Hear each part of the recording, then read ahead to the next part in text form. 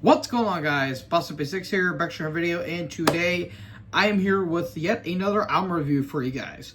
Today I'm going over the newest studio offering from Benediction, Ravage of Empires. This album comes out on the 4th of April of 2025 on Nuclear Blast Records. This is their 9th studio album overall.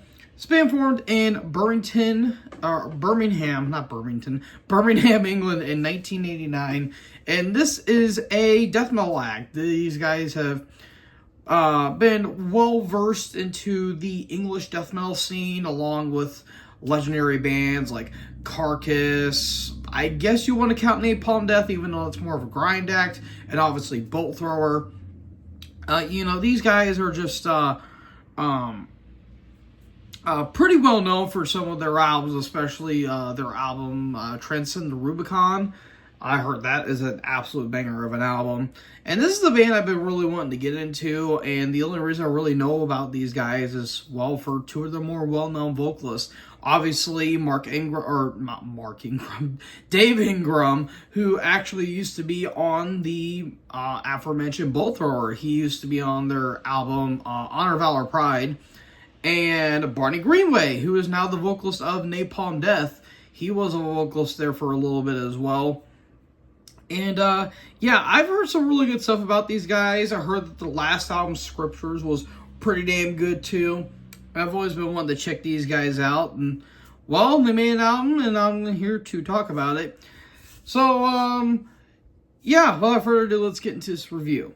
So we're starting off with the opening track, A Carrion Harvest, and from the opening drum roll, we get this nice, like, a little maniacal laugh from Dave, kind of hamming it up a little bit, and thrashy riffs from the beginning. I get a little bit of a Dismember vibe in terms of the grooves and the tempos and the riffs in particular, and my God, the riffs on this album, I'll probably get into that here in a little bit, but holy sheep shit, these riffs are absolutely crushing, literally from the opening, and it has a really nice groovy bridge that is really nice. And I will say, this album has two things: grooves and riffs. That's literally all you really need when it comes to death metal, because holy shit, there's just so many grooves and thrashy riffs throughout. Like, we're talking about, like, Obituary, Frozen Soul, Jungle Rot.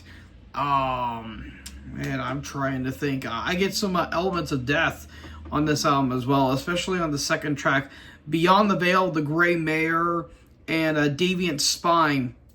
Like, those songs in particular really sound like death. Like, Beyond the Veil of the Grey Mare, it's like very thrashy, but the riffs really remind me of the opening of Crystal Mountain from Symbolic by Death. That might just be stretching it just a little bit with that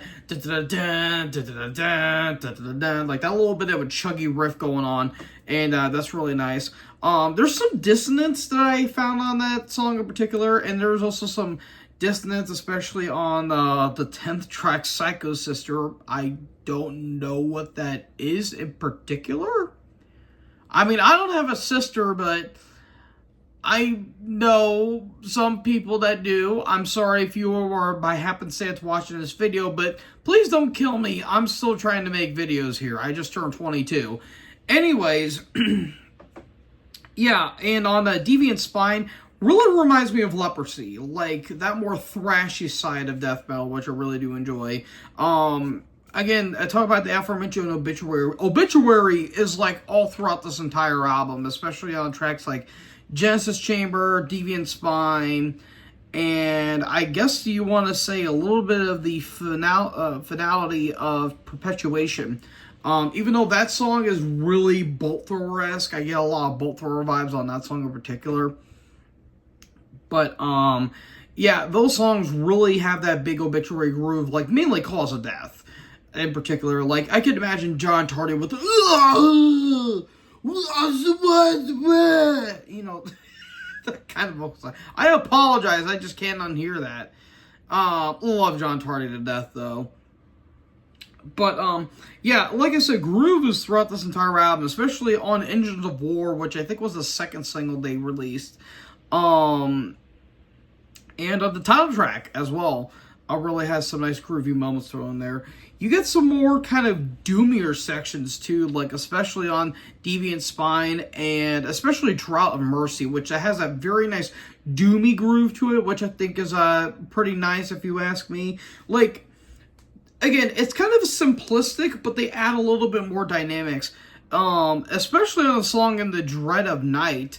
Like, it has more blackened guitar melodies, which I think is pretty nice. Like, some of the tremolos are a little bit blackened, but you get some triplet chugs, very, very, very Suffocation-esque. Like, I get a lot of Suffocation vibes off that song in particular, especially when it comes to the triplet chugs. And, yeah, that's really good too. Crawling Over Corpses is this nice mid-tempo track that I think is really, really, really nice. And, again, A Psycho Sister, kind of a weird title. It's very, very, very catchy. Very catchy, which I really do enjoy. The energy on this album is very catchy, and it's very infectious as well. The production on this album is really good too. Like, the drums in particular have this nice punch to it that I think is really nice. And I gotta get into it, the riffs. Holy fuck, it sounds like the guitars are revving up a chainsaw that you sprayed a bunch of WD-40 on that son of a bitch. I mean, you rev this fucking thing up, you're gonna act like the next Leatherface from Texas Chainsaw Massacre, for Christ's sake.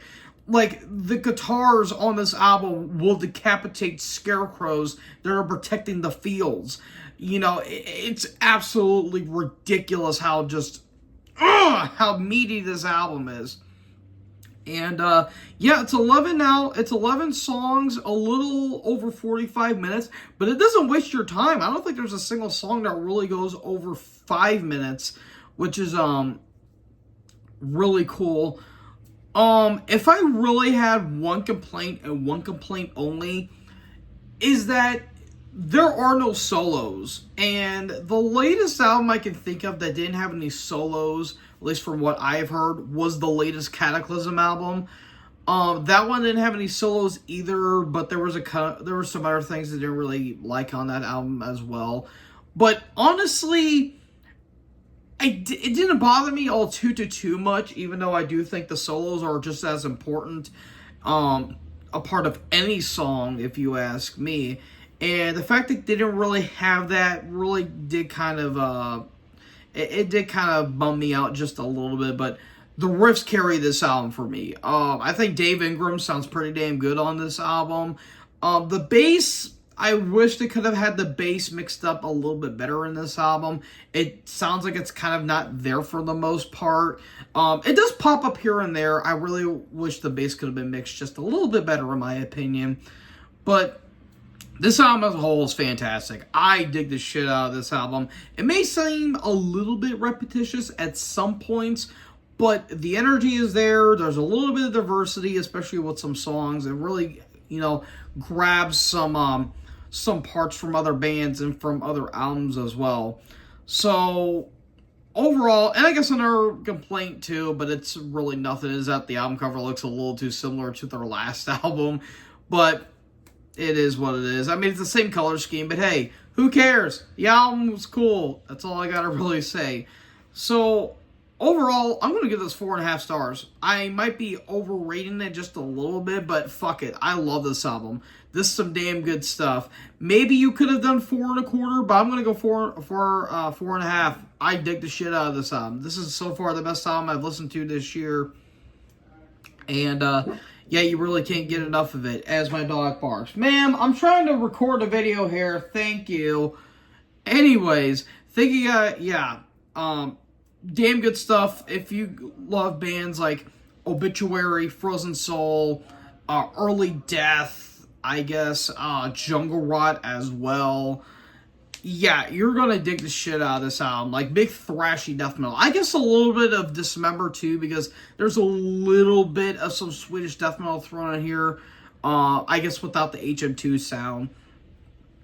But yeah, this is some damn good stuff right here. So overall, 4.5 stars for me.